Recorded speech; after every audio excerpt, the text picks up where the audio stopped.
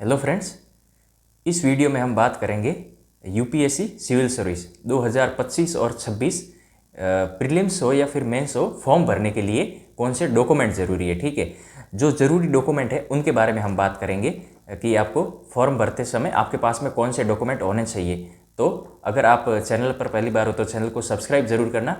Form भरने के लिए आपको सबसे पहले तो OTR की ज़रूरत है। यूपीएससी की ऑफिशियल वेबसाइट से मतलब आपको OTR करना पड़ेगा। OTR means one time registration. ठीक है, वो आपको करना पड़ेगा।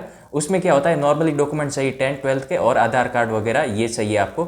और ग्रेजुएशन है आपके पास में तो भी ठीक है, अगर नहीं है तो भी आप वो भर सकते हैं और वहाँ से आपको मतलब एक रजिस्ट्रेशन नंबर मिल जाएगा।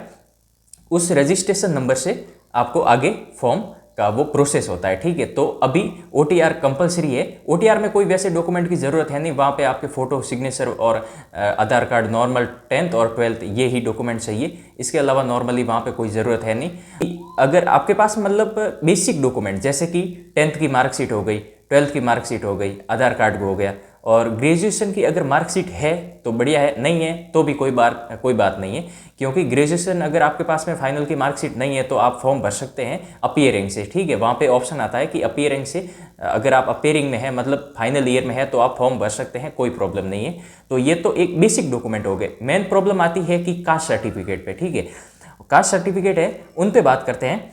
सबसे पहले बात करते हैं EWS कैटेगरी की। EWS कैटेगरी क्या होती है? EWS category means economic weaker section. ठीक है, जो आर्थिक रूप से पिछड़े लोग हैं और जो मतलब एक जनरल कैटेगरी में वो आते हैं और आर्थिक रूप से पिछड़े लोग हैं और उनके परिवार की वार्षिक आय 8 लाख रुपए से अगर कम है तो वो EWS में आएंगे। और उनका अगर वो EWS का सर्टिफिकेट बनाते हैं तो उनको 10% एक्स्ट्रा आरक्षण मिलता है। ठीक है, रिजर्वेशन मिलता है, तो उनका वो फायदा उठा सकते हैं EWS कैटेगरी वाले, जिनकी वार्षिक परिवार की आय 8 लाख रुपए से कम होनी चाहिए, वो EWS में आते हैं। ठीक है, ये तो हो गया जनरल वाला। अब बात करते हैं OBC में। OBC में थोड़ा सा वो एक क्राइटेरिया ज़्यादा फिक्स कर रखा है। जैसे कि OBC में 2 टाइप के सर्टिफिकेट होते हैं, एक तो क्रीमी लेयर और एक नॉन क्रीमी लेयर।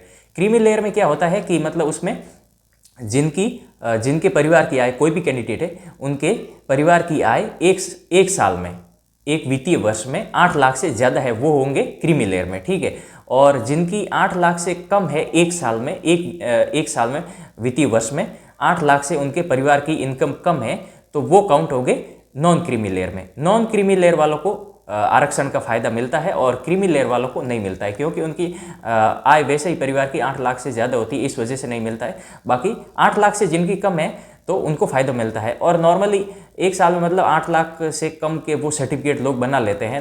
ये मतलब कोई ज़्यादा टफ काम नहीं है, ये हर कोई मतलब वो साइन भी कर लेते हैं, तहसीलदार वगैरह। 8 लाख थोड़े से वो ज़्यादा होता है, किसी की आय शामिल नहीं होती है। ठीक है, अगर किसी का परिवार कृषि करता है, खेती से मतलब करोड़ों रुपये कमाता है, तो क्या वो 8 लाख में काउंट होंगे या फिर 8 लाख से ऊपर क्रीमी लेयर में काउंट होंगे या फिर नहीं? तो आंसर है बिल्कुल नहीं।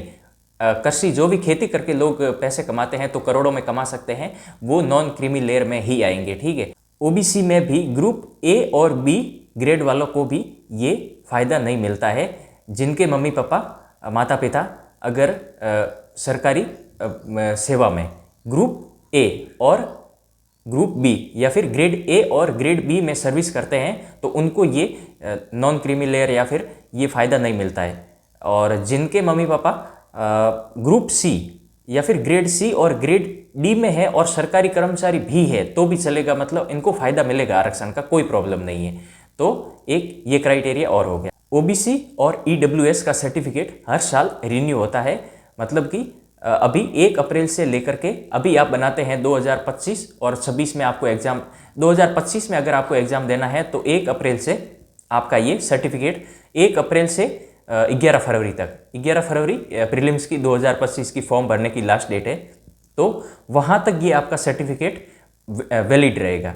इससे मतलब पुराना है तो वो काम का नहीं रहेगा, इसलिए अप्रैल 2024 से लेकर के फरवरी 2025 तक का ही, मतलब 20 की डेट में ही आपका सर्टिफिकेट होना चाहिए OBC और EWS का। और ये हर साल मतलब रिन्यू कराना जरूरी है। बाकी SC ST को कोई रिन्यू कराना जरूरी नहीं है और PWD वालों को भी कोई वो रिन्यू कराना जरूरी नहीं है। OBC और EWS को हर साल रिन्यू कराना जरूरी होता है। अगर किसी भी कैटेगरी OBC SC ST के स्टूडेंट मतलब फॉर्म भरते समय कोई अगर सर्टिफिकेट नहीं लगाते हैं तो वो जनरल कैटेगरी से ही माने जाएंगे और उनकी कट ऑफ भी वो जनरल कैटेगरी के अनुसार ही फिर उनको नंबर लाने पड़ेंगे। कास्ट सर्टिफिकेट बनाते समय हमेशा ये ध्यान रखना है कि ये सेंट्रल का कास्ट सर्टिफिकेट ही होना चाहिए, ये स्टेट वाला नहीं चलेगा वहाँ पे, क्योंकि ये केंद्र सरकार की नौकरी है यूपीएससी सिविल सर्विस। तो इसमें सर्टिफिकेट मतलब दो तरह के होते हैं कास्ट सर्टिफिकेट में, एक होता है स्टेट लेवल का और एक होता है सेंट्रल लेवल का, मतलब केंद्र लेवल का। तो आपको सेंट्रल सर्टिफिकेट ही बनाना है, ई मित्र वाले को यही बोलना है कि सेंट्रल सर्टिफिकेट ही बनाना है मुझे।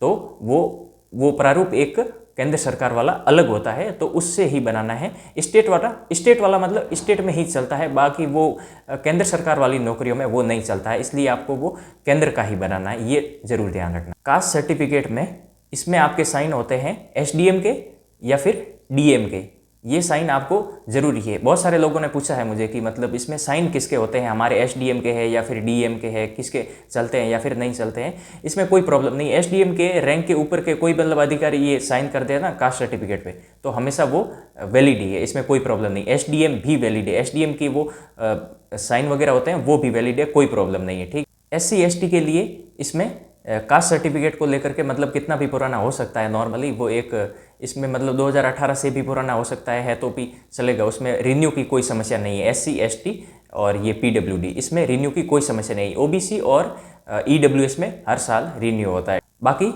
बेसिक डॉक्यूमेंट यही है कि फॉर्म भरते समय 10th की मार्कशीट वगैरह है, आधार कार्ड है, 12th की मार्कशीट वगैरह है, यही होना चाहिए। और ग्रेजुएशन है तो भी ठीक है और नहीं है तो भी आप अपीयरिंग से फॉर्म भर सकते हैं। बाकी कास्ट सर्टिफिकेट का हम मतलब पूरी डिटेल में चर्चा कर ली है। और अगर कोई सवाल है तो वीडियो के डिस्क्रिप्शन में लिंक दे रहा हूँ टेलीग्राम की, वहाँ से आप SMS करके मुझे पूछ सकते हो।